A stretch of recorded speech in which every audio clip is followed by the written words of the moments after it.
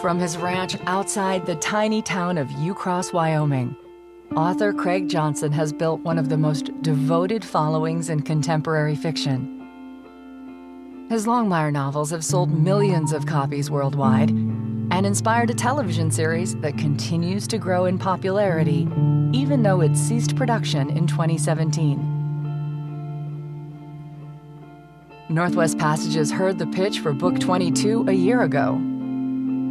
My father gave me a copy of the Brothers Karamazov when I was young on Christmas Eve, and I read that book that night all the way through and into the next day. One of the worst murder mysteries of all time. For a long time I've been thinking about it, wanting to write this book, and what it is, it's a Wyoming retelling of the Brothers Karamazov. And we are now here to get the whole story.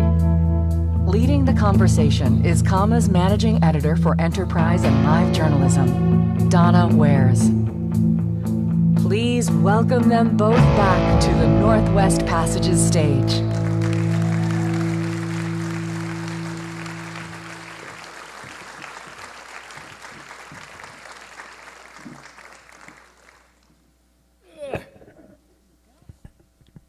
So Don about 3 times told me, you're the chair on the left, okay? You meant house left, right? Or actors left? Which one did you mean? You're in the right place. Okay, okay, all right, okay. Well, first of all, welcome back, Craig. I think I join everyone here in saying welcome back to the Northwest Passages Book Club. This is so marvelous. It's so wonderful because it's such a fantastic event every year, but it's also so different every year. Like that, my gosh, you know, what Rob's able to put together and the venues of this absolutely magnificent theater, for goodness sake, like that. So thank you for having me, like that, for goodness sake. And then to see another part of Spokane, because I've stayed over on the other side of the river there, right downtown, like that. And so to be able to come up here and see this whole bohemian kind of neighborhood and everything was just fantastic, I gotta admit. So. Well, I'm delighted to get to talk with you again. The first time we met was in 2018, when your first visit to Northwest Passages, and we were over at the Bing Theater, and we welcomed you and Walt and the whole cast. So thank you for keep coming back every year. Oh, my pleasure. Absolutely my pleasure. So after 22 books, it's kind of hard to know where you end and Walt Longmire begins. So I just want to start off by saying, how are you both doing? First of all, my wife would argue that point. That's number one. Like that, generally, I think I've said it before, like that. But you know, I get that question: how much of you is Walt? And my wife has the best answer to that question, where she says, "Walt is who Craig would like to be in 10 years. It's just that he's off to an incredibly slow start, like that." And so, yeah, and there's a lot of truth to that. It really is. Like, you know, he's good. He's doing really, really well. Like that. I try and kill him yearly. I was actually talking with somebody out there in the lobby, and I said, you know, there are a couple of things that you kind of have to aspire to when you're writing, especially murder mysteries and thrillers, is that, you know, your protagonist, there has to be at least that one moment in the book where you say to yourself, you know, I don't know if he's going to make it or not. You know, what am I going to write next year? Because Walt's going to be gone. You know, but he's a lot tougher than I give him credit for, I have to admit. You know, so he pulled through and came through and I'm doing great like that. You know, I'm 22 novels in. I already finished the book for next year and started the one for 2 years from now. That. So the Brothers McKay is out today. It is. We're your launch party. It is. And it's a story of old grudges, there's greed, family strife, murder. And I just can't wait to dig into all of that with you. But first, I wanted to ask you about something. I was watching Jeopardy last week. And what did I see but a wonderful surprise? And I'd like to roll it right here now. Modern TV Westerns 2000. There we go.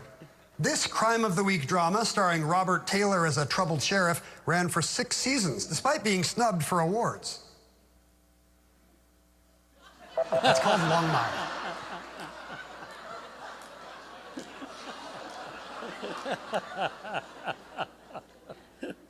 I'm curious. What did you hear from the Longmire folks? I know A lot. that anyone in I this heard a crowd lot would have from gotten them. that $2,000. What did you Everybody hear? was like, I could have made $2,000 like off of that show.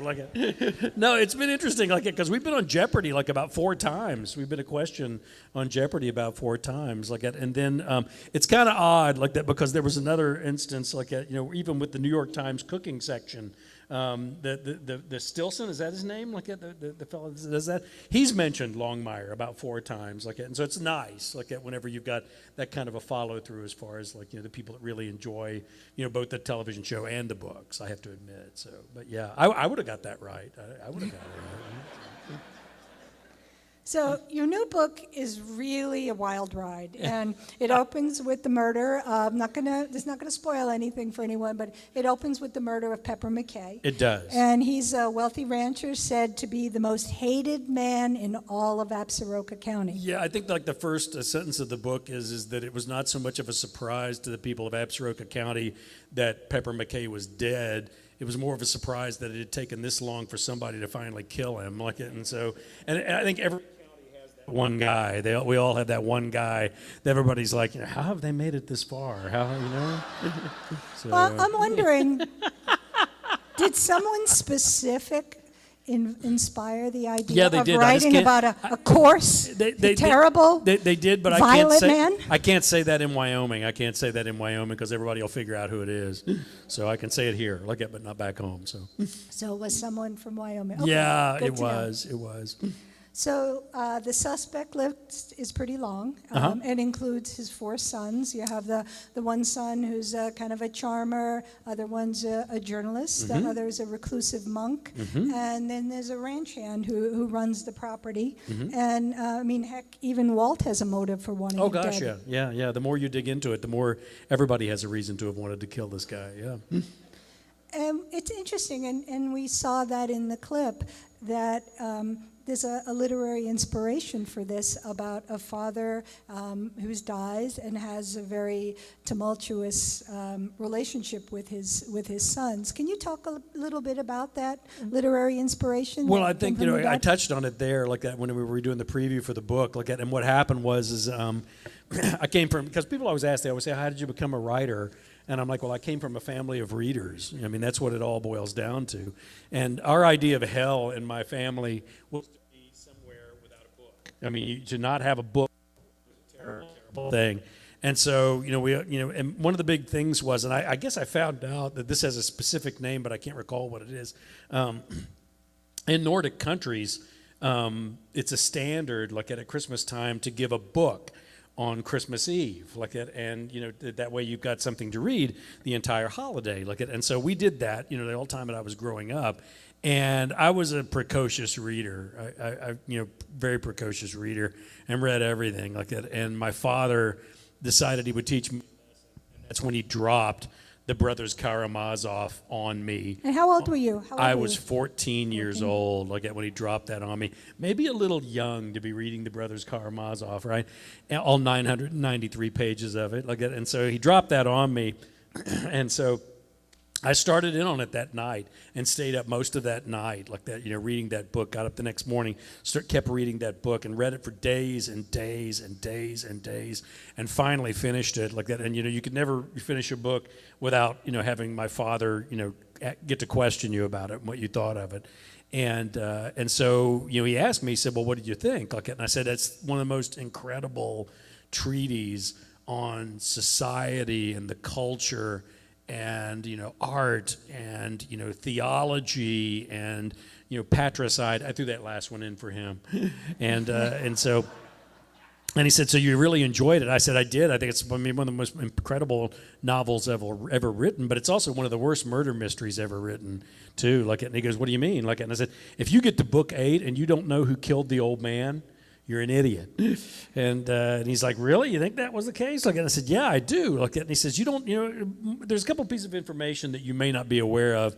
One of them being that this was the beginning of a trilogy that Dostoevsky was going to write. There were going to be 3 books, and this was only the first one. And so that kind of set me back on my heels. And then he said, and do you think it's possible that he was like throwing that out there, the particular plot in this particular book, as kind of a red herring to get you going in the wrong direction. He said, because if you remember, book 8 is actually entitled The Court Makes a Mistake. So is it possible that maybe he was like trying to get you to guess wrong as he went ahead with this idea? And that haunted me for 40 years, trying to think of, okay, if it wasn't who I think it was in the book, then who was it in the book? Okay. And so I was actually in France, and my French publisher's translator was talking with me like that, and she said, well, have you heard there are these 3 essays that 3 Russian scholars did about who they think were the actual murderer? And I said, no, I haven't. And she said, well, they have, and they all have different ideas as to who it is the murderer was. And I said, I have to know what those are. And they said, well, they haven't been translated into English. And I was like, oh, no, you've got to be kidding me. And but then one of her coworkers there at the French publisher was Russian. And so I went to her and I said, okay, you just have to give me the Reader's Digest version, okay? I don't want the whole, it's not the whole essay. I just want the Reader's Digest version, a couple of paragraphs to let me know who it is they think it was. And they all made sense. They all worked. Even with that first book, they all worked. And I just thought to myself, wow, I could pick one of these and I could try and do like a Brothers Karamazov version that takes place in Wyoming. And that was the original Brothers McKay. That was the original idea, I have to admit. Well, your book brings back familiar characters who we all love, and it also brings back a recurring character, a Russian spy, who finds himself early on in the book back in Absaroka County, and he's on parole, and guess who has to be his parole officer? Because there are no parole officers in Absaroka County, and so that by default falls to the sheriff in Wyoming. They become your parole officer. And so it's like Walt's worst nightmare to have this happen. And he stays at the jail. He does. But he also becomes an interesting part of, unintentionally, part of the other mystery. We're not going to give away any spoilers here, but where does he fit into the puzzle? Well, I mean, with what was happening with Walt during the previous book, like in the Longmire, the Longmire, oh, good grief, I can't remember the name of my own book. The Longmire, what is it? It's defense, Longmire defense. And what happens, of course, is that's what happens when you have an audience like this. Have you met my brother?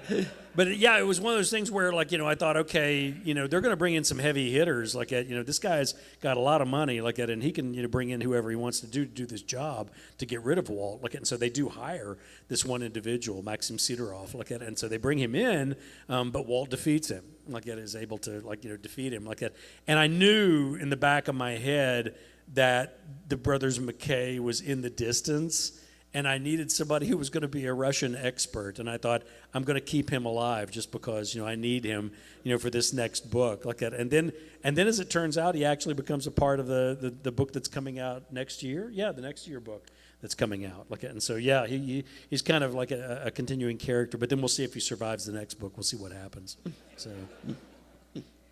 So you recently wrote an essay for the Spokesman-Review, and it was, if you haven't read it yet, it was a very nice piece about just the inside story of for all of this time, writing about the sheriff in the least populated county in Wyoming, in one of the least populated states in the country, and especially at this moment. And one of the things that was particularly interesting is how you talk about one of the recurring characters in all of your books is the weather. This book, boy, the weather packs a punch. It does. It does. And that's that's kind of one of the interesting things because you can go in any direction whenever I decided I was going to do these books as a series, which was interesting because I think it was Catherine Court, the president of Penguin, who sat me down and said, we really love these books. We love the characters and this environment. And I said, well, I'm glad to hear that since you're publishing my book. I'm glad you like it. And she goes, I don't think you understand what I'm saying here. And I was like, maybe not. And she said, well, we think this is a series. We think that you can continue these stories and write more of these books. There's more stories to tell. And that's, of course, whenever I cornered her and said, how many people do you think I can kill in the least populated state, the least populated county, before this is going to get kind of stupid, you know, again. And she said, well, we trust you'll find a way around that, Craig. Like that. And just kind of like handed the ball back to me in the backfield like that, and I have to admit like that one of the ways that I did that was I started doing the books home and away, so it was almost like Walt was a ball team, you know, because I mean like you can only kill so many people in this county, like, and so then I thought, but you know his reputation should precede him a little bit. So there are 23 other counties in Wyoming where if they have a case that they haven't broken, and they want somebody to maybe take a new set of eyes to look at it, I thought this might work. Like that I can go around to all these different places. Well, then you know, it stretches up into Montana, over in South Dakota. Like that, there's one book that takes place, the majority of it in Philadelphia. And then I thought, you know what? There's no reason why I'm stuck with a chronology either. You know, so there's one that takes place in Vietnam in 1968 when Walt's one of the first, you know, Marine investigators. And so that opened up a lot of opportunities for me. But then also, I was talking to Tony Hillerman about it. And I said, you know, well, how do you do this? Because he was like working on his like 18th book, you know, and I was working on my second, which is always your hardest book, you know, because you take 10 years to write your first book, and then they look at you and say, we need another one in 6 months, you know, and you're like, oh, okay. And so anyway, like that, you know, he said, well, you have to find a way, you know, to give yourself a kind of a format of sorts, like at a, you know, some way to like, you know, hang, you know, the ideas on to give you a basic idea, you know, before you even start the book. And I started thinking about it, and I thought, okay, well, what's the thing that has the largest scale effect on us as Westerners? It's got to be the weather, right? I mean, that's what we're all talking about, what we're dealing with and everything. And I thought, you know, that might work. Like so I pulled a Vivaldi. I would do, you know, like, you know, one book for each season is what I would do. And what that did, though, it also gave me a wonderful opportunity because each season is so completely different than all the others on the high plains. Like the other thing is it kind of slowed Walt's aging process in that, you know, it takes me 4 years to get through 1 year of Walt's life. And so I'm creeping up, you know, of course, on my 25th book. Walt's only going to be 5 years older than when we first met him. And I'm going to be 25 years older than when you first meet me. So at some point I'm going to be older than Walt. I don't know if I like that idea like that, but it's inevitable. And so that kind of started it off and then we had a really, really bad fire season last year. And I remember flying up from Denver, you know, at night at like 10 o'clock at night and looking out over the Powder River country, and there was like this wall of fire that was working its way, you know, west. And that's where I live. That's where my ranch is.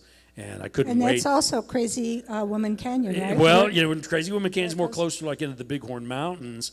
But I thought to myself, okay, because you don't write a book about just every other day. I thought to myself, okay, if I was going to have, you know, a forest fire in a book, where's the absolute worst place that it could possibly happen? And there's this beautiful Crazy Woman Canyon. And how it got its name, of course, you know, many of you might have seen the movie Jeremiah Johnson. That's actually, you know, the story of the woman whose family is killed, and she's touched, you know, so the Indians, you know, protect her and won't, you know, go, you know, anywhere near her or allow anything to happen to her. But that was Crazy Woman Canyon. There's the mouth of that canyon. And it's beautiful with these great big granite rock walls that go up hundreds of feet. You know, it's just gorgeous with the water coming down, and there's waterfalls all the way down. And I just thought to myself, okay, the worst place I can imagine, you know, to have a forest fire would be, you know, in Crazy Woman Canyon. And of course, that's where it happens. It's so dramatic in the book. I mean, thank you. I mean, I'm not giving anything away, but it's really. Those scenes are harrowing. And, thank and you. you also take a place where you pit Walt against nature and force him to make some tough decisions. He's in a very perilous situation, and he has to decide, does he save himself or does he have to save does he have to look out for an unsavory character? Yeah, and extend himself And into so, danger. so talk about, you know, how you use that as a turning point to reveal some of Walt's character and in his outlook. Well, I mean, that's the nice thing, you know, because I'm testing him in every book. I mean, every book, you know, I try and find a situation like that that's really going to put him in a spot where he's going to have to make some really difficult decisions about what's the right thing here. And, you know, how far do you go to do the right thing? It's very easy to do the right thing like that whenever it's easy and not so dangerous like that. But then when you find yourself in situations where certainly like at the pinchers of this entire forest fire coming in, and if he goes out to try and get to this one individual to try and save him, then it's really going to put him in a perilous situation where he might not survive. As a matter of fact, everybody's telling him, on the radios, you can't do this. He's in touch, with the Forest Service. He's in touch with the firefighters, and they're all like, you can't do that. You don't do it because you won't make it out alive. There's no way you'll make it out alive.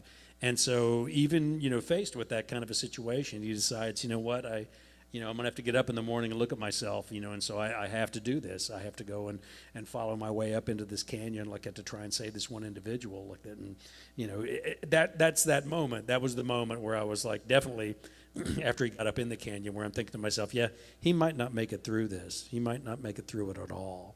But he finds some help from an unexpected source. He does. It's pretty incredible. You introduce a new character who becomes an unlikely partner and is riveting. Oh, absolutely. Borax the mule. Yep. Where did Borax come from? My grandfather was a blacksmith like that, and he always loved mules. Does this guy look like Yeah, that? it does. He does. Yeah.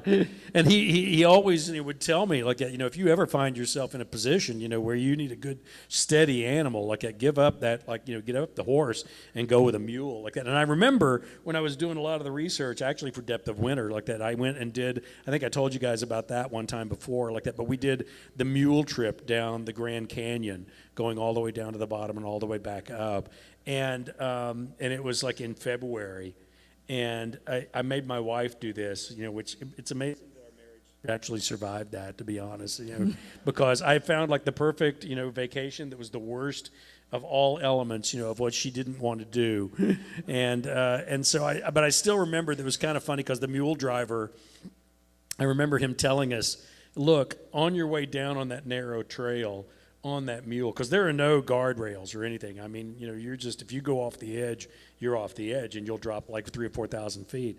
And so he looks at us like that, and he says, well, all right, for those of you who are, capable horsemen, you'll be fine like that. But those of you who aren't, if you find yourself in a situation where you're arguing with the mule, you're wrong, okay?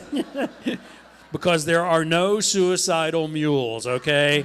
They all want to live, okay? I can't say that about all of our riders, but I can say it about all the mules, again, and they do not want to die. So if you find yourself in a series of situations where you're forcing that mule to do something it does not want to do, stop and let that mule do what it wants to do. And they're just so sure-footed. They don't panic. They're not like horses. They aren't startled by things. I rolled my ankle here about a month ago and wasn't even sure I was going to be able to make the tour like that because I had a horse. Because there are only two things that horses are afraid of, and that's things that move and things that don't.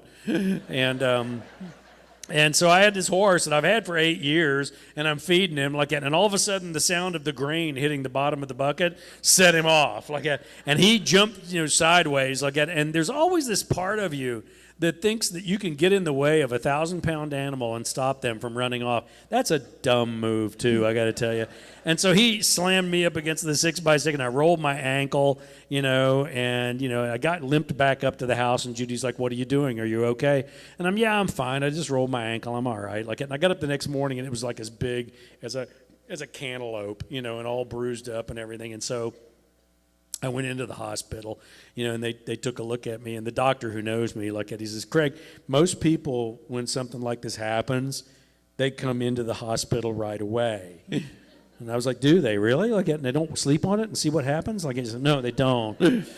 And he says, well, I probably would have been able to do a lot more for you yesterday, with this than I can now. And he says, but what you've got is you got a high ankle sprain with, pulled ligaments on the top, lateral ligaments. And he said, then now you're going to have to put the boot on and wear the boot, for a month. And I couldn't do that. It drives me up a wall. So I just, put on the tightest pair of boots that I had to try and walk around in it.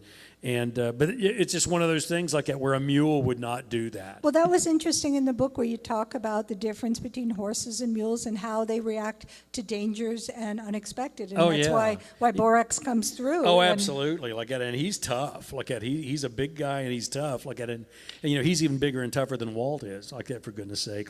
And it's funny like that because when they delivered the name of the mule, his name is Borax, of course, and of course our granddaughter asked me, why did you name the the mule Borax? And I was like, the 50 mule team, and she's like, what? I was like, never mind. It's lost on, it's all gone Well, now. will we see Borax again? I can't help but think at some point in time, I can't help but think that we would, And, it's the 20 mule team package. Yeah. It went up, I think, through the years. It became larger and larger like that. But the reasoning behind it was, of course, there was the borax mines that they discovered, right on the kind of the border of California and Nevada, and they had these I don't know what it was I think it was horrible 30-ton wagons that they would haul, the borax out with. And the only animal that was capable of being able to be in that heat, in that desperate temperature, in that desperate kind of situation, and still be able to pull that kind of weight was a mule. I read an interesting interview where you talked about building your home yourself. Uh-huh. And how the process of building your own home was very instrumental in writing your first book. How the same process that you used to write a first book helped you create the Longmire universe. Can you talk a little bit about that? Yeah, no, I just, it's, somebody once asked, actually I get asked a number of times, but when I first started, I've told that story about the sheriff, and how, when I first started the book, I wrote, the first chapter and it was horrible, and, and he set me aside and said, you need to change this, that, and the other thing, and I was happy because I'd solved the problem, and then went home and didn't write again for 10 years, and, that's when he caught me at the gas station, and said, this book is going kind of slow, And I don't know, I think what happened was in all that time I was building the ranch, life kind of stepped in and took a hand like that. And so I was, pouring concrete, stacking logs and doing all this stuff. And I'd learned all that stuff from my father, who, and my uncle who had construction companies like that. And so we were slave labor when we were young. And I learned how to do all that stuff, which was probably a very good thing like that, because out where I live, there isn't anybody you could hire to do that kind of work. There was just nobody wanted to come all the way out there every day, to work. And so I had to build it, myself like that. And at that point in time, I was about 33 years old, and I had not learned all the lessons that I needed to learn about patience, about fortitude, about, going on a job that took longer than 3 days. I thought every job should take about, a 3-day weekend and you should be able to polish it off. And so it was important for me to learn a lot of those important lessons, on being able to continue on a project that was worthwhile. And I don't think, to be honest with you, I don't think I would have been able to write that book when I was 33 years old. I started it, but I didn't finish it. And then 10 years later, when I was 43, I was kind of approaching Walt's age. And so at that point in time, I took it back on again, and I did finish it. I finished it, I think the first draft, I finished it off in about 8 months. And I think that you have to have that. You have to understand, that this is something, that you're not going to knock out, over a weekend. And then once you did finish that first book, you got on a track to write a regular series. And in the essay that you wrote for us, you talked about feeling the obligation when you're writing a series and you have readers are waiting for the next book. Oh yeah, but that's not really an obligation. That's like a duty, right? It's not a duty either. It's a charm. It's a gift. I mean, my gosh, I remember. I finished that first book like that, and I remember walking around the ranch like there had been a mass death. I was really deeply, deeply depressed. And my wife, reminded me of that whenever Viking Penguin said, we'd like some more books, and she was like, you don't remember what you were like when you finished that book. And I was like, what do you mean what I was like? She's like, you were dreadfully, dreadfully depressed. Like you walked around here like there'd been a major death in the family or something. And she said, then I remember the glow that came over you when you started on that second book. Like that. And I don't know. I mean, I guess, in many ways it becomes really addictive, because you spend so much time with those characters and everything. And I mean, most literary authors, they don't get that opportunity. They finish a book and then they move on to another book, completely different characters, completely different environments. But I mean, one of the really wonderful things about continuing on with a series is you get to bring those characters back, and they're a part of your life. And I'm so addicted to doing that.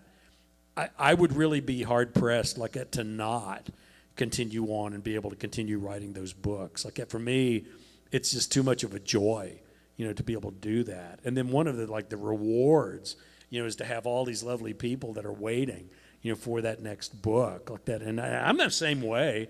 I mean, there are authors that I'm like, waiting for that next book, just like everybody else. Or I find somebody.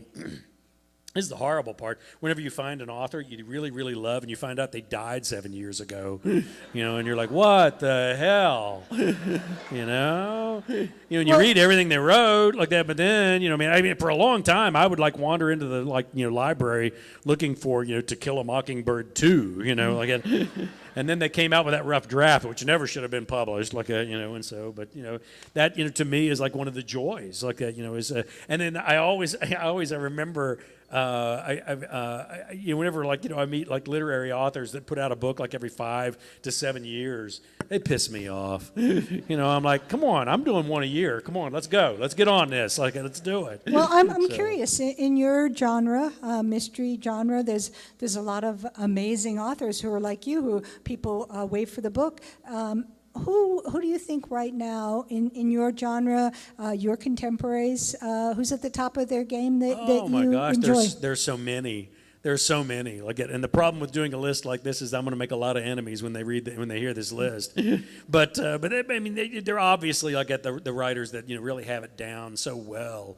But I mean, my true love is always going to be that golden era of mystery writers like that, with the Agatha Christie's, the Raymond Chandlers, like that, the Dashiell Hammetts and all that. And you can read, there are certain authors that you read, you can kind of tell that they were emblematic of them too. I mean, James Lee Burke has always been an absolute favorite of mine. Tony Hillerman was an absolute favorite of mine. And being able to meet Tony Hillerman was, a wonderful thing. Can I tell a quick story Absolutely. to kind of illustrate it? We're counting on it.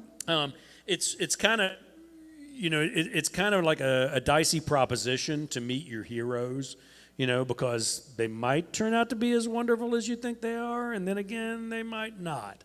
And I remember the best example of that I know is not even a literary example. I actually was having, I had a buddy of mine, a fellow by the name of Ned Tannen. And he was a good friend of a friend of mine in Los Angeles, like that. And he was actually, he was actually the president of Paramount. He was the president of Universal Pictures and all of this, like that. And I mean, all the movies that he made and was responsible for. But that didn't mean anything to me. He also had a car collection. And he had winnowed his car collection down to 3 cars. One was a Ferrari 365 GTB Dino, like that, with the 12-cylinder engine, and it was just ungodly beautiful, like that. And then he also had the I can't remember which not BMW, but a Mercedes-Benz that had the gull-wing doors that opened, like that, and he had that one. And then my favorite, the one that I loved more than anything else, he had a 289 slab-side Cobra, a Shelby Cobra, that only had 23,000 miles on it. It was absolutely gorgeous, like that. And so, but the problem with it was, it had a clutch that was from an 8-end tractor. It was really, really stiff, like that. And so every time I would come out to Los Angeles, he would let's go take the shit box up the 101, like that. And so we would drive that car, up the 101 along the highway, along the ocean, and it was just an incredible car. And the great thing was, of course, the CHP guys would pull up beside you, the Highway Patrol, California Highway Patrol, and they'd look over at you and they would go, and I'd be like, yeah, no, I'm not falling for that, no. And they were like, no, we just want to hear it. We just want to hear it as it goes up the road. Well, anyway, we did one of those drives like that, and we drove back like that and got to his house, and we came in like that, and it was in Santa Monica Canyon, and we go into his house like that, and somebody's leaving a message on the phone machine as we come in the house. And we walk over like that, and it's this guy with a really heavy Scottish accent, and he's telling Ned, he's saying, Ned, I'm finally going to be in Los Angeles. I want to take you out to dinner and thank you for that role that you talked me into doing, like that I really didn't want to do. Said, please, you've dodged me all these times. Please let me take you out to dinner when I come back to Los Angeles here next week. I'll be in on Tuesday. Here's my phone number. Like that, call me back. And Ned reaches down and hits the erase button on the machine. And I turn around and I look at him and I go, did you just did you just erase a message from James Bond? And it was Sean Connery was who it was. Like, and what the story was is when he was the president of Paramount, he talked Sean Connery into taking this support role in The Hunt for Red October. He played, Marius, the Russian captain. He talked him. He says it's not the lead role. He says, but if you take this role, you'll steal the entire movie. And he talked him into doing it. And of course, I think he got an Academy Award nomination for it and everything.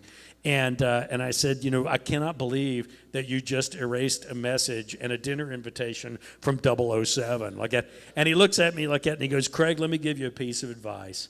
I love that man. He was James Bond for me. And I've seen all of his movies. I'm going to give you a piece of advice about actors. Leave them on the screen. He said, just leave them on the screen, and then you'll all be happier that way. And so, that's kind of in some ways the way I adopted the idea with meeting a lot of my literary heroes too, like that. But I have to admit that Tony Hillerman lived up to every single one of the thoughts that I had of him as an incredible human being. And he gave me like some of the best advice I ever got in my entire life. I had a 4-hour dinner with him like that because I had a short story that won the Tony Hillerman Award in Cowboys Indians magazine. And we had a fantastic. I learned more about what I do in those 4 hours than I did, from a master's degree. He was just absolutely charming like that. And so, in answer to your question, in a very long answer to your question, Tony was one like that, and then I got to meet guys like Michael Connelly. I got to meet people like Lee Child, and they're just so utterly charming, like that, just so amazingly charming. And then, there are a lot of people out there that I really enjoy their work. William Kent Kruger out of Minnesota, like that, and then Ann Hillerman, Tony's daughter, like that, who's writing, Tony's books now, who's doing such an amazing job. The way that she did it. She waited, until the dust had kind of settled on her father's legacy a little bit. And then she took a minor character of her father's books and made that the main character that she used, and then used her father's characters as support characters, for her books. And I just think that was a genius move on her part, like that. So there's a lot of people that I look at and I think, what a wonderful time to read, crime fiction, because it's kind of going in so many different directions with so many really incredibly talented writers that are coming up. I mean, S.A. Cosby, like that, who I discovered very early on. I can't remember where it was. I think I saw his book. No, you know what it was? It was Social Media. He had a Social Media, and he only had one book out at that point in time. And I think it had been published by a very, very small press. And the thing I was amazed by was he was really, really funny, on social media. And I thought, that's what I love. I can get captured by a writer in a heartbeat if they've got a sense of humor. And he was really, really funny. And I thought, I'm going to read his book. And so I read his book, and I wrote him, and I said, hey, I've read your book. Do you need a blurb or anything? And, he wrote me back immediately. He said, first off, and are you really wow. Craig? Well, first he said, are you really Craig Johnson? And I was like, yeah, I am. And he says, nobody's ever offered to do a blurb for me without me asking. And I was like, I'm happy to write a blurb for you like that. And so just, so many young people coming up like that are just wonderful, wonderful writers like that. And so as it continues on, it's kind of a nice, group to be in, I have to admit. Well, I want to go back a little bit and talk about some of your characters. Certainly memorable people that we feel like we've come to know. The new book, Henry's in there, Ruby, of course. Vic is there. And you kind of throw some breadcrumbs in there about the relationship and mention the engagement and upcoming wedding, but then nothing else. So can you tell us? What's ahead there? Well, I don't know if you guys remember like that, but I think it was Longmire Defense. And I think that's where Walt actually proposes to Vic and says, will you marry me? And it's in the parking lot of the home for assisted living. We got that part. But the thing I love about it is she looks around and she's like, this is it. This is the most romantic spot that you could think of, to ask me to marry you, And then she just looks at him and she's like, well, the answer, if you want an answer tonight, the answer is no, And so it turns out that it's not going to be quite as easy as maybe Walt thinks. And he finds a way to get into trouble, with the women in his life an awful lot of the time, like that. And I don't want to give too much away like that, but there's if you're in the Absaroka County Sheriff's Department's office and you want privacy, the only place that you can go to where there is privacy is the arms locker, where they keep all the weapons, But it's also the place where they keep like all the stationery and the mop bucket and all the a closet is all it really is. And so Walt traps her, in there, to kind of like try and, patch things up and get things done. And her response, I'm sorry, you have to hear the language because it's Vic. But, she listens to this whole speech that he's got to give, and then she looks at him and she goes, so, and yet here we are with me making this face and you not letting me out of this fucking closet. And so, it's still a rough road ahead, as we're going along. So we'll see what happens. I'm curious, what would you like your readers to take away from the Brothers McKay? Oh my gosh. Oh, well, when I started writing the book, I knew that there's no way that I could encapsulate a 993 page novel, unless mine was going to be 3,000 pages like that, which, actually Viking Penguin probably would have been happy with. I knew that I had to limit myself on, what it was that I could do with the acknowledgments and an homage, to a great piece of literature. And I thought, I'm limiting myself to the plot. That's all I'm going to use. Into the philosophy of the book. I'm not going to get into, there's so many aspects and layers of that book, and I thought I'm just going to use the plot as, the minor point, well, not the minor point, but actually the major point of, what's going to happen in my book. And I guess I hope, in many ways, whenever somebody reads one of my books that has, a nod, to a great piece of literature, that you may think about, going back and maybe picking that piece of literature up and maybe rereading it like that. Because I did go back and reread the Brothers Karamazov before I read the book. And I was kind of amazed at how much better it had gotten since I had been 14. I got to admit, So, hopefully somebody will do that with a Longmire novel too. Well, you already told us you've finished your next book. Yep.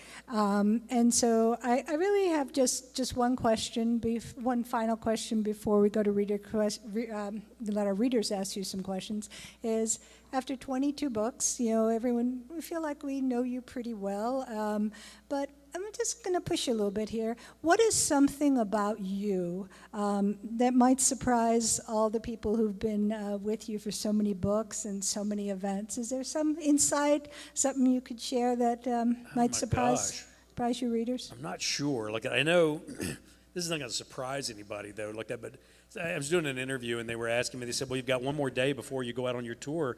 What are you doing on your one day before you go out on tour?"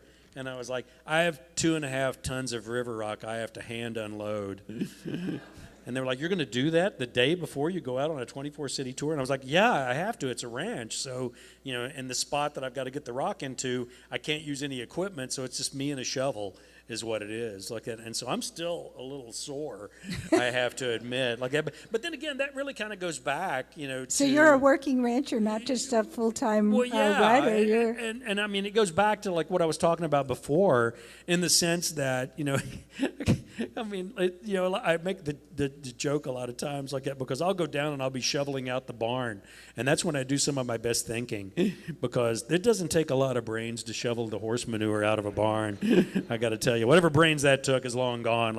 And now, it gives me all that free time, to really think about what it is that I'm working on and all of that. I guess, I don't know, maybe it might be a surprise to people that maybe the first individuals that I discuss my books with are the horses. I do. I go down to the barn and I talk with them about what it is that I'm going to write that day. And they listen very closely because I haven't fed them yet.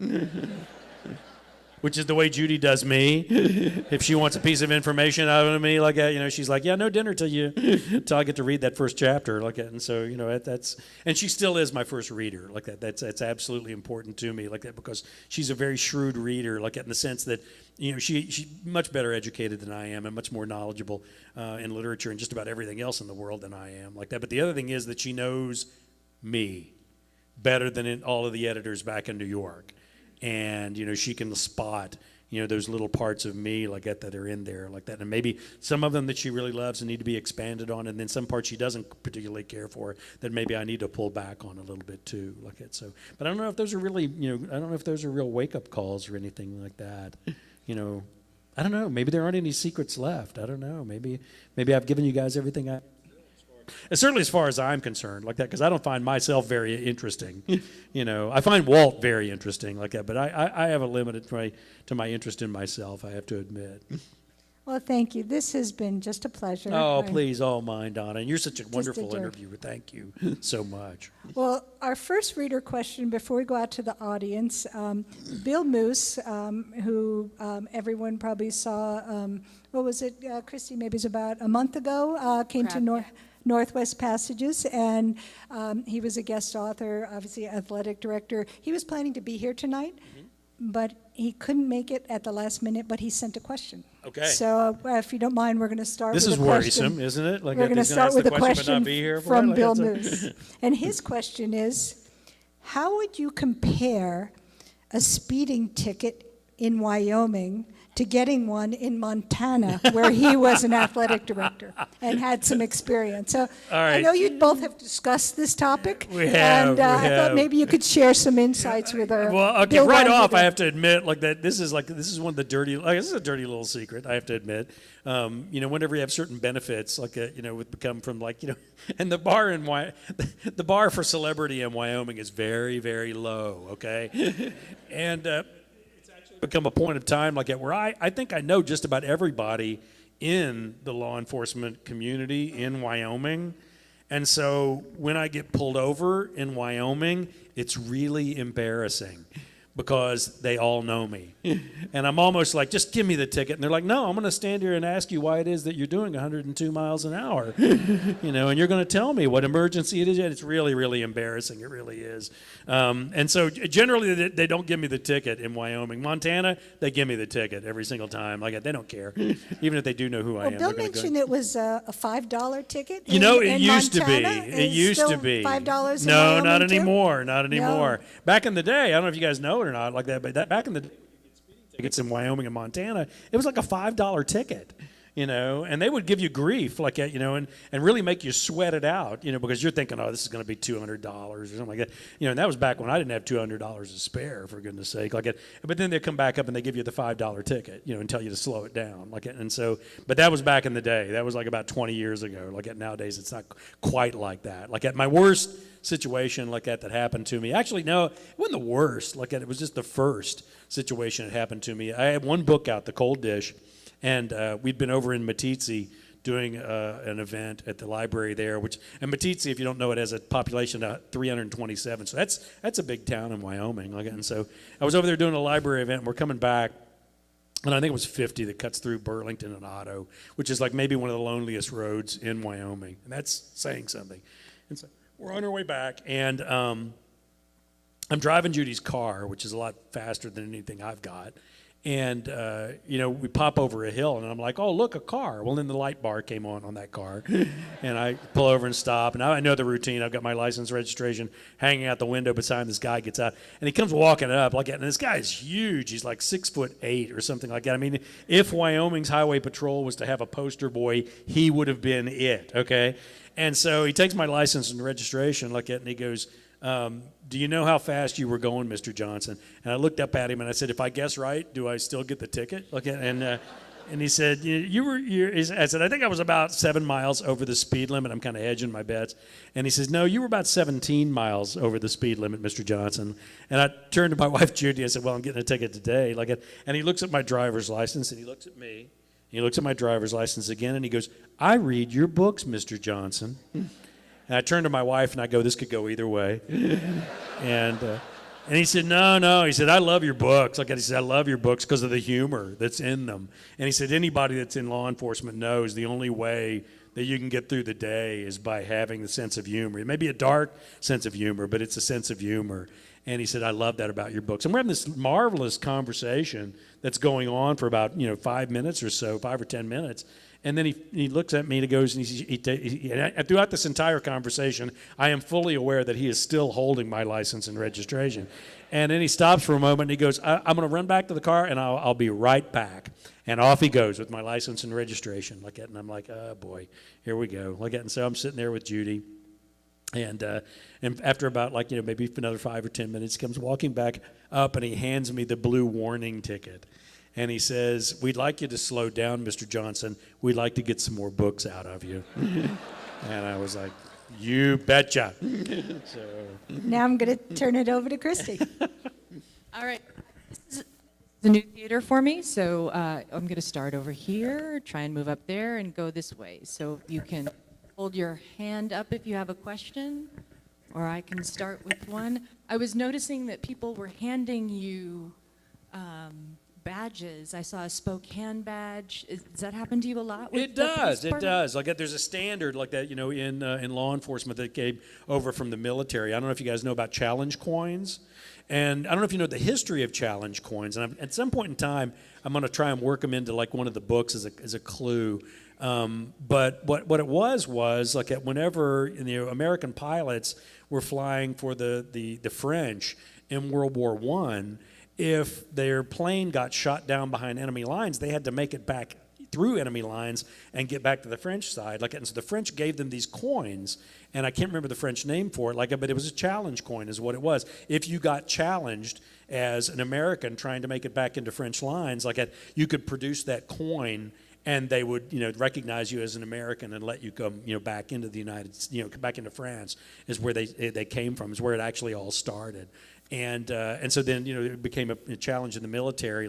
If you're in a bar or something, somebody walks over and slaps a coin down. If you didn't have a coin, you had to buy them a drink, is what it came to. And so then it kind of gravitated over into law enforcement like that. And it's really kind of a wonderful thing to have like that. And so I get a lot of challenge coins, I have to admit, not only from law enforcement, but also from the military. And so I've got a whole, wall of them up there, on the walls like that you can look up and remember everybody that gave me those and also the patches too which is kind of wonderful. So but that's where those all came from. I've made it all the way back here to the second floor center. Here's a question. Is Walt ever going to get married? Well, he was, he was like that, which was kind of one of the things I did to him, because when Walt started out, I was putting him together, to make this character, and I used a lot of sheriffs in Wyoming and Montana as models, for what I wanted. I wanted the guy to be like the perfect law enforcement tool, for being the quintessential Wyoming sheriff. And one of the things I noticed was Wyoming, Montana's a little bit got smaller, counties than Wyoming, but the counties in Wyoming are like the size of Maryland, for goodness sake. And what I noticed was a lot of guys that did the job were great big guys, just simply because you don't have backup. If you drive 40 minutes to a domestic disturbance with a guy that's got a gun who's holding his family hostage or something, you're on your own to respond to that. And so I just noticed they tended to be really big guys. And so I thought, Walt's going to be the biggest of the biggest. I mean, 6'5", weighs about 255, 260 pounds. He was a Marine investigator. He was an offensive lineman for USC when they won a Rose Bowl. He reads everything. He reads everything, and he remembers all of it, and he's got this photographic memory, which my dad had. Let me tell you what a pain in the ass that was growing up with. And so anyway, like that, I've got the same photographic memory. I just can't get it to develop is the problem. Again, so anyway, I had all of these tools that he had, that he would make him really formidable. And then I thought, okay, how do I knock him down and make him human again? And I thought, I'm going to take away the most important thing in his life, his wife, his partner in life. I'm going to take her away. And so I did that, and it really made him more vulnerable. It really made him more accessible as a human being. I mean, the statement that I always use is the old proverb that we like people, for their virtues, but we love them for their faults. It's the things that are wrong, with a character. And Walt has things wrong with him, and a lot of them are kind of connected to that fact that he had the most important thing in his life kind of taken away from him. And he never is going to recover from that in many ways. And though even, with Walt and Vic, having this relationship, this on-again, off-again relationship, we'll see what happens, as it develops. Like I remember when I first started out in the mystery field like that, I had a lot of like mystery authors, very free with their advice, that would tell me, well, you can have sexual tension, between, some of your characters, but you can't have anything happen for like 17 or 18 books. And that was my response. I was like, what kind of women are you dating anyway? Like, I would wait 17 or 18 years for something to happen, for goodness sake. So I just thought, I got to the third book, and I was like, something's going to happen. They're in Philadelphia. It's two strangers in a strange land. Katie's been hurt, like that. They're both kind of unsure. And that's when those kind of accidents happen. And the fun part was to kind of like swap, the stereotypical, gender, responses to that.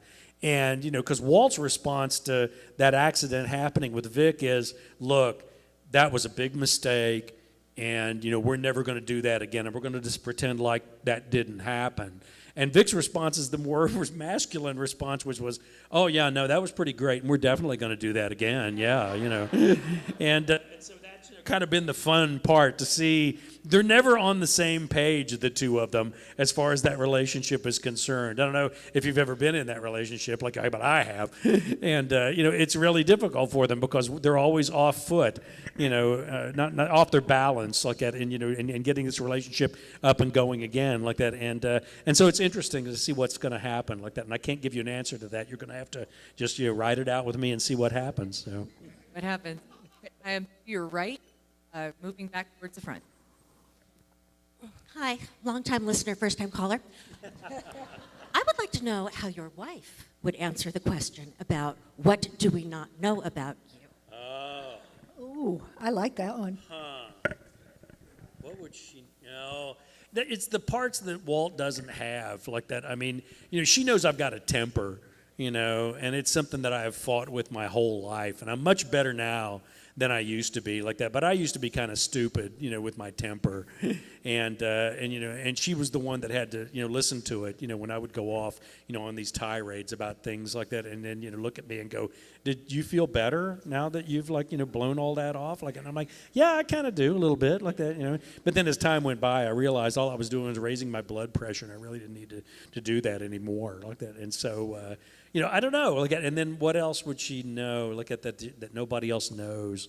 I don't know. I'm pretty free with giving out information on myself. I don't hide very much, in social media, and with the post-it newsletters that I write out and everything. I just put it all out there like that, And I guess, she would argue how far away I am from Walt. Walt, really does have that patience and that ability to wait, and I don't have the patience maybe that Walt does, but I'm certainly better than I used to be. But that part goes back to a little bit of what Donna's question was, as far as building that house, of lifting every one of those logs and doing all that. I think I would have it's a nice place but it's not some big gigantic, mansion or anything like that. We first lived in the first part of that house.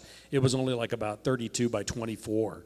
It was just a cabin, was all it was. And we lived in that for 7 years. And I'm always telling young people when they want to build a house, I'm always build small and live in it for a few years, and then you'll figure out what you need, and then you'll build, very quickly you'll do a laundry room, I can tell you that much, and then you'll put a garage in so you can park the cars inside, so you're not shoving 2 feet of snow off the car every time, or the truck every time you get ready to go somewhere like that. But that was a process too, like that. It's all a process, like it, and still is.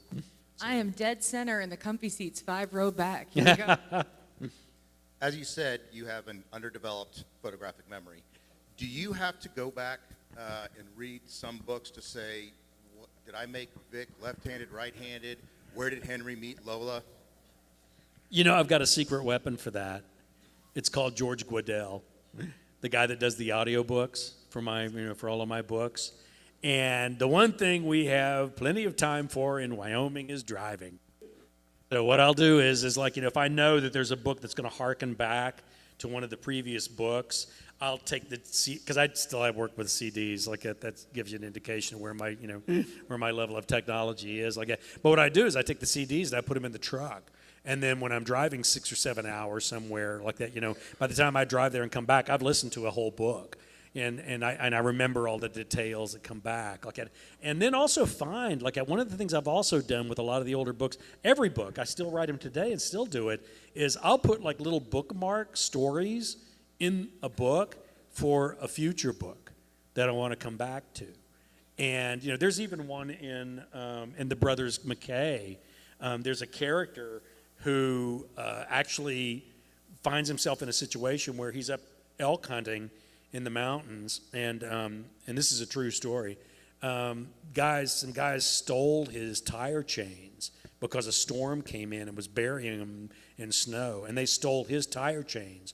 And he went over to go get his tire chains back, and they pulled guns on him and said they weren't going to give them to him. He killed 3 men, and they put that off as a justifiable homicide in Wyoming because he was like, his argument was, if I hadn't gotten those tire chains back, I was going to be dead. And he said, and I asked them politely to give me those tire chains, and they pulled guns on me, and I had to kill them like that. And the character's actually in the book. And he's one of the ones that's a suspect, that Walt, thinks just might be the guy that might have killed Pepper McKay. And the thing is he was actually going to die before the book was finished. And what happened was he became funny. And that is the easiest way to survive in one of my books. If you're funny, you'll live. And my wife, Judy, will always look at me and she goes, that character's funny. You got to keep him around.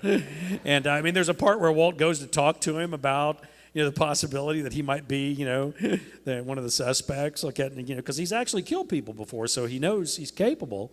And he's a heavy machine operator like that, and he catches, he's doing repair work on this culvert like that, and Walt makes him shut the machine down and climb out and talk to him, and he looks at him like that, and he says, well, I hope I don't know if you've heard, but if you heard the news like that, and he's like, what? And he says, well, Pepper McKay was killed last week, and he was like, well, that's the best news I've heard all week, like that, for goodness sake. And Walt's talking to him like that, and he says, well, geez, oh Pete, like how was he killed? Like that, and he says, oh, he was hit in the back of the head with a rock. He's like, well, that's downright biblical, for goodness sake, like that. And he says, well, do you mind if I ask where you were last Tuesday? And he was like, well, picking out a rock, of course, like that, At that moment, I knew he's going to make it, he's going to live, like that, so, All right, right down front. Okay, first off, this bourbon girl is craving a Rainier beer right now, and I don't know why, but you know what? It's even better on draft, like that, just so you know, like it's a. I love everything about the character, but I'm curious, with Walt, do you have a police background in your family? Is there somebody that was an officer? Because where are you drawing that from? I love his character. Well, the difficulty with law enforcement is that, it's constantly evolving. It's constantly changing. And so, even with, the contacts that I had and everything, it's changed so much like that in the last, even in the 20 years that I've been writing the books like that, it's changed so amazingly. The good news is that it in some parts it hasn't changed in Wyoming to a certain extent like that, because I can always tell when somebody's not from Wyoming when they ask me why Walt doesn't have a cell phone. I'm always like, you've never been to Wyoming, have you? And but with the technology, the thing it is that Walt is kind of a dinosaur. He just really doesn't have the ability to adjust to the technology that's involved, with DNA testing, in the ballistics, and all of the things that they have nowadays, for goodness sake. And I have to play fair with that. I have to use the most up-to-date technology like that, because if there is a case that comes in that's beyond Walt's abilities, he's going to bring in DCI. He's going to bring in the Division of Criminal Investigation. And they're going to have all the accessibility to all the technology that they need. But for me, the big thing is I've got so many friends in the law enforcement communities that I can come up with anything at all and approach them, with the idea and say, what would you be, dealing with here? What would you be contending with? And they give me the most nth degree of information, like to give me the possibility of what Walt would notice, what they would notice, what information they would have, what are the difficulties with having a crime take place in Wyoming. There are going to be a lot of problems like that because they do have a case log that's backed up by about 6 months, and so I don't have that kind of time in the books and so I need to kind of bump past at the line to see but obviously we don't have quite a homicide rate that a lot of big city homicide investigators would, but and the great thing is they all have stories. I can ride along with those guys and they'll start telling me stories. The bad news is some of them are so absolutely politically incorrect, there's no way I could ever put them in a book. I'll be like, wow, I got to be careful using that story. But then sometimes I will, and it's always funny to me because those are the ones I get called on. Those are the ones that somebody will write me and go, that story that Lucian tells, where the guy is somebody stealing his firewood and the guy starts hiding little pieces of sticks of dynamite in the firewood, so when somebody steals them it blows up their fireplace. There's no way that could ever possibly happen. And I'm like, well, it actually did, and so then it's a real opportunity to include those stories like that. But yeah, it's just a constantly evolving process like that. And then for me, it always comes down to law enforcement as human beings. I think one of my favorite stories in the books is one that I got from Sheriff Larry Kirkpatrick there in Johnson County. And it's the one where Katie is talking to Walt, and she says, when I was little, I thought you were a tree. And Walt's like, well, because I'm tall? And she goes, no, because that leather duty belt that you wore, it would creak whenever you would move. And she said, I always thought that you were a tree creaking is what I always thought. And, I got that from Larry, from his children, And I mean, it's those little stories that really give you the humanity, of the characters and that's one of the key elements I think with Walt is that he's still touched by the things that happen, in his community. And Pepper McKay is one of the most hated men in all the county, for goodness sake. And we come to find out that even Walt has a reason to really have an axe to grind against this guy. But justice is going to prevail that. It's an even playing field. Everybody gets the same amount of justice, in Walt's County, and that's one of the things I'm really kind of proud of him. I have to admit. All right, we have one last question. It's from me. Uh-oh. Yeah. So there's been no other author in the last 8 years of Northwest Passages who's visited us more than you. Did you know that? It's pretty cool, right? It is. I'm truly honored, for goodness sake. And when other newspapers... one of the wonderful things is because people in Spokane actually read, okay? That's, it doesn't happen everywhere. I just want you to be aware of that. So. I know. You should see our circulation rates. There you go. Compared to Idaho. It's crazy. I'm just joking. I mean that. So you were one of the very first authors. We get asked all the time by other newspapers if we can export Northwest Passages to them. And you were the first author to say yes. And you went to Charleston, and I went there with you, and I'm not sure that was moonshine. I think it might have been. It might have been. But I was. This was your second time to speak in Charleston, and the first time also was tied to the newspaper, and you told a story that was amazing about when you stayed in a home. In an alley, or I can't remember the oh shit! I can't believe you're bringing that story. No, I need to just. Can you, oh no! We're friends. That means I have to tell this story. Is that where you were getting? Yeah, I'd like for you to tell this audience your Charleston story. How can I make this sound better than it was? There really isn't any way. It's just gonna have to come out. We actually, I got invited down there, to the Savannah Book Festival, and it was marvelous. And we had a marvelous time. And one of the things that we got to do was a good friend of ours, Patty Manigo, and the Manigo family owned the newspaper there, Yes. in Savannah. Charleston. Do what now? Charleston. Charleston. And so we get to in Charleston, and I'm doing the event. It was really wonderful, fantastic, like luncheon that they have with like a group of other authors and everything. And so then the thing was we stayed in her carriage house. And like, of course, her house is like this big, antebellum mansion, for goodness sake. But then the carriage house is better than my house, that I built. Like that, for goodness sake, it's outrageous. It's a beautiful, beautiful carriage house like that opens up onto the main street where the carriages, you could hook the horses up and take them out like that. And the stalls for the horses are still downstairs like that, and the living quarters are upstairs. And it's just fabulous like that. And I remember getting up really early one morning like that, and smelling the jasmine and the magnolia, and thinking like, oh, I'm gonna go over and I'm gonna open up the windows like that and open up the curtains like that and look out onto that main street and see how beautiful it is. Like it's really early in the morning, and I walk over like it and I fling open those curtains like that and swing the window open, and I'm looking out at the trees and everything, and then I happen to look down, and there was a bus of Japanese tourists like a.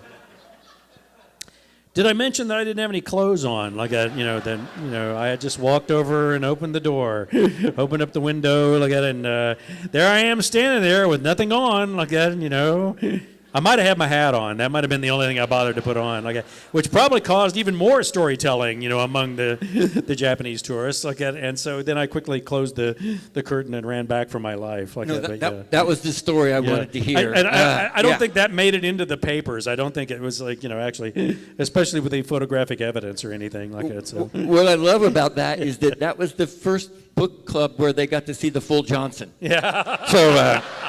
Oh my gosh. I've been waiting a while to tell that joke. Ever since he told that story, I was going to tell the full Johnson story. Pretty funny. Hey, everybody, let's please thank these two. Thank you, dear. So, I got. Before you leave, I got